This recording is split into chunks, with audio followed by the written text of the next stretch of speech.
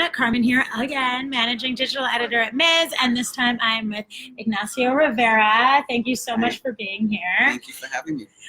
You are a person of many titles, an artist, an activist, a writer. You also founded and are the director of the HEAL Project. And you're the author of a book that's about to come out. So there's a lot to dig into. I guess to start with, why don't you tell folks a little bit about the HEAL Project and sort of what brought you to that work and what brings you here? The HEAL Project stands for Hidden Encounters, Altered Lives.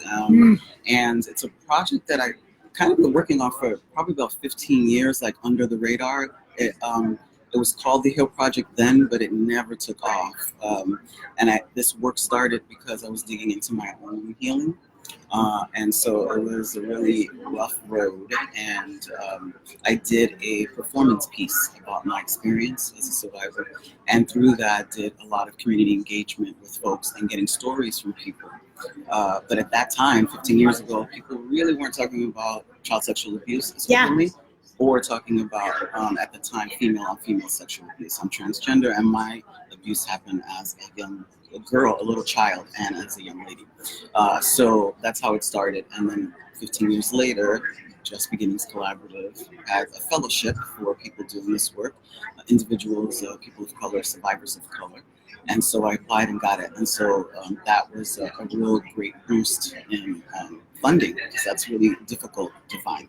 And the HEAL Project, basically, to make it concise, is that holistic sexuality information is a life skill. It should be taught from birth to crossing over, and that our view about sexuality in this country needs to shift consistently. We need a complete cultural shift in order to save our children, and that starts with children having agency and understanding. I work with adult survivors who constantly say they knew nothing about sex, nothing about their bodies. And that's just a breeding ground, and there's a lot of shame around sex. Yeah, totally. And it's interesting, you're saying like 15 years ago that there weren't a lot of conversations happening, and we're in the midst of this really public conversation around how widespread sexual violence is. But I know that at Ms. we've published a lot of pieces, and I hear from a lot of survivors specifically of sort of childhood sexual abuse about the fact that we're still really not having that conversation. It's still one that's been, happening less frequently, or something people still are hesitant to really dive into. And so, you're here participating in two panels, right? Yes. That really zero in on this idea of childhood sexual violence, and also the intersections of sort of childhood abuse, and then also racism and sexism and all this stuff.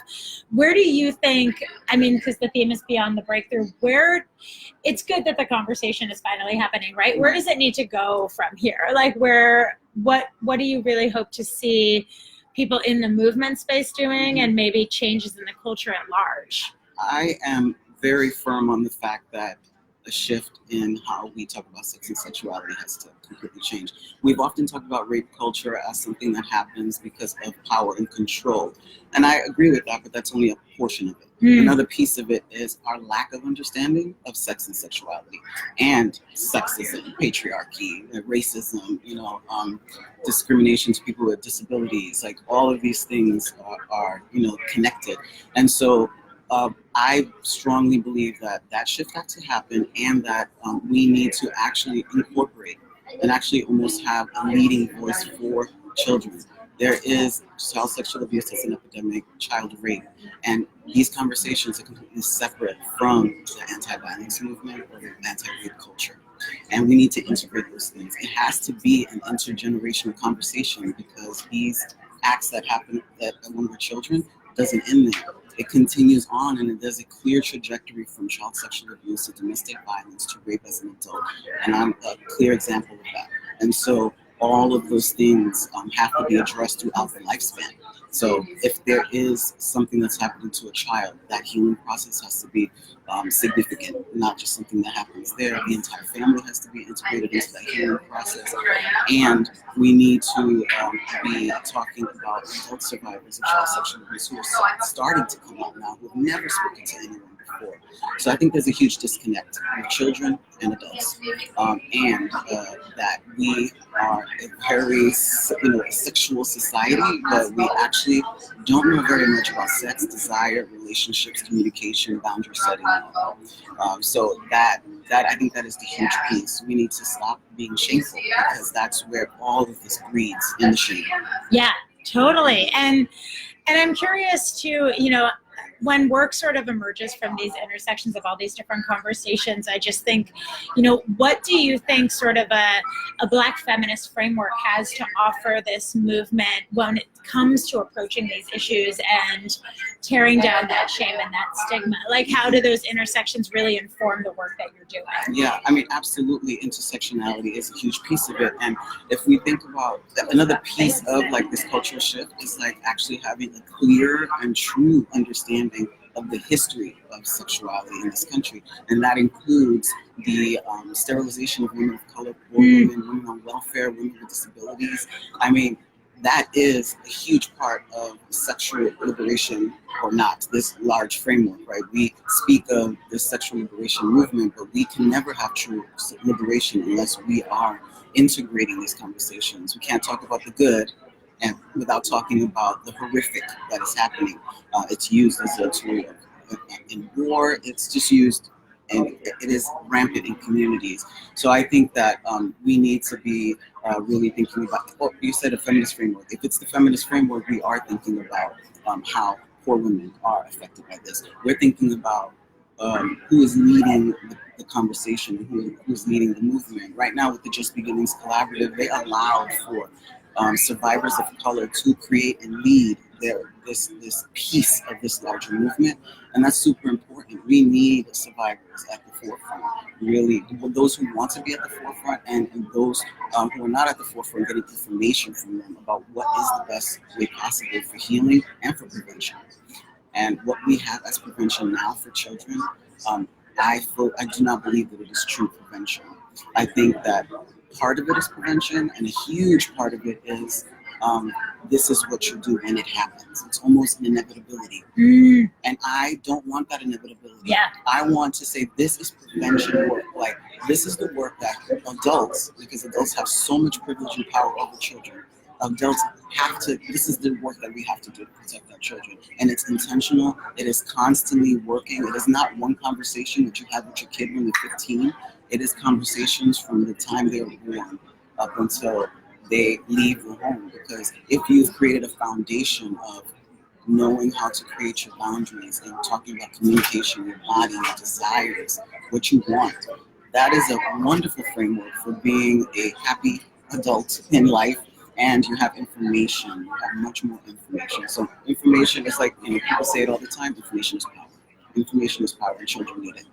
Yeah, well, and that also makes me think a lot about the fact that you are telling these narratives, right, with love, with accountability. And so can you tell us a little bit about the process of how that book got born and what you're hoping the impact will be? Well, the book is actually Aisha Sahida Simmons' book, and she's editing it. Her project is also through the Just Beginnings Collaborative called Love with Accountability.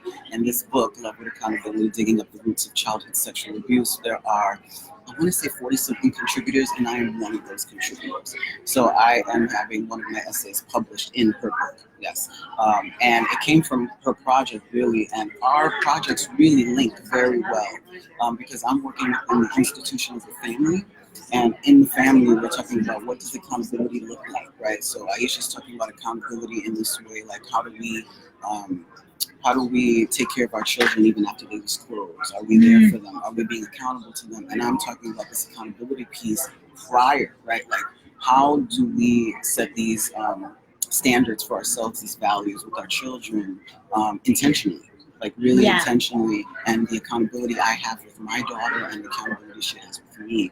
And it is my duty to give her as much information, regardless, and I say this very strongly, regardless if I so totally agree with it or not. And I'll give you an example. When you talk about sex, it's usually reduced to the act of sex or the heteronormative sex practices or having children or getting an STI or becoming a slut if you have too much sex. Like, these are the things that we concentrate on. And so I, with my work in what I call now the Rivera sexualities method, it is expanding the way we see sex. The way we talk about sex is such a minute portion of it, and it is so much more. It's about connections, how we listen, how we communicate, all of these things, empathy, how we look at body language, because those things actually help in assessing situations when things happen, how we listen to our inner thoughts rather than conceding to what someone else wants because you don't want to seem like you're bothered. We always do that, right? And as people who are socialized as women, we constantly do that. Yeah. Like, whatever you want, right? So it's cutting that thing out and really honing in on these abilities to just educate ourselves a little more and have a much more open discussion. I want to see a world where we're talking about sex and sexuality, we're celebrating it. It's so open and it's so beautiful. And there are, of course, horrible things to it, but we want to be sharing information that is representative of the world that we live in, right? So I can talk to my daughter about monogamy. I'm a polyamorous person. I believe in polyamory. And I talk to her about polyamory. I talk to her about monogamy. I talk about, being queer and heterosexual. I'm not heterosexual, but of course I'm going to talk about heterosexuality because that is actually something that exists in the world. And I have no idea, or I had no idea who my daughter was going to be when she grew up. So that's just a little example of taking away or omitting information to our children just because is a misstep. Because they don't get the information when they do meet these people or they grow up and do come out of the closet. You've already given them the message that they don't exist, they're invisible, and they're not even worthy of talking about because you don't fit in the framework. You know? So we live in a culture that historically creates situations where we consistently fail at friendships, at love, at relationships because we have such a rigid way of doing it. So that begins at childhood. Because this is the way the kids see, the way we talk to them, and we talk about love and stuff in fantasy. It's like when you get older, you meet the person of your dreams, you get married, everyone will find someone, and we lie to our children because that is actually not true. That is not true. Not every kid will find love. Not every kid will be loved, and that's sad, but that is a reality. And we have to talk to our kids. There is stuff around beauty, what is beautiful, who is fat, who is dark, there's so many hang-ups, and that's the intersectionality, talking about race and colorism and body image and all of these things. You can't talk about sex without integrating all of those things because it affects how we walk into the world and who we talk to and who we engage with. Yeah. Oh, I love it. I mean, it's all very true. So, and just thank you so much for everything you're doing to broaden that conversation for, being part of the push to have the movement broaden the conversation too. So yeah, thank you so much. Thank you.